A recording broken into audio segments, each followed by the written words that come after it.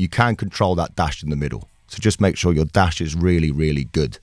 And Taylor Hawkins, although he's gone far too soon, but in 50 years, he lived a hell of a dash and a hell of a life. But of course, Taylor Hawkins, who sadly, tragically passed away over the weekend, aged 50, which is no age at all. He toured that album with Alanis Morissette. He was Alanis Morissette's drummer. There's a wonderful series of documentaries on Sky at the minute called Music Box. Just a load of different sort of hour-and-a-half long music documentaries. And we watched the Alanis Morissette one just a couple of months ago. And Taylor Hawkins was a talking head on that. And you just think, what an unbelievable career he had. What an unbelievable life he had. For most drummers, just to have been the drummer for Alanis Morissette and tour one of the biggest selling albums of all time, if that was all you achieved in your career, that would be more than enough for any drummer.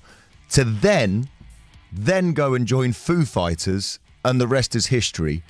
Absolutely unbelievable. And the story's lovely, and they told it actually when Moyles interviewed them a few years ago. Yeah.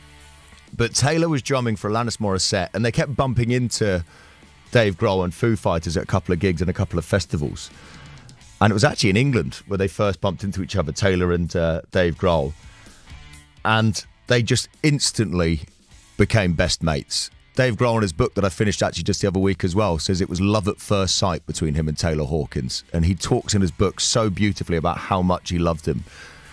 And Alanis Morissette apparently turned to Taylor Hawkins a few months down the line and went, "So when are you leaving me for Foo Fighters then?" And he was like, what do you mean? She goes, "Come on. He's gonna ask you to be in the band." And he was like, "But I don't think they will. They've got a drummer." And then literally a couple of weeks later, the drummer from Foo Fighters left the band, and Taylor called up Dave Grohl and said, "I hear you're looking for a drummer." And Dave Grohl apparently went, "Yeah, do you know anybody?" Because he genuinely thought there is no way this guy's going to leave. Alanis Morissette was the biggest artist on the planet right then. That album sold 33 million copies or something insane. So Dave Grohl was like, well, obviously he's not going to leave Alanis Morissette to come and join my little, vanity project, Foo Fighters. But no, Taylor Hawkins was like, that's the sort of music I want to play. That's the music I love. Yeah. And Dave Grohl was like, well, you're an idiot, but I'd love to have you.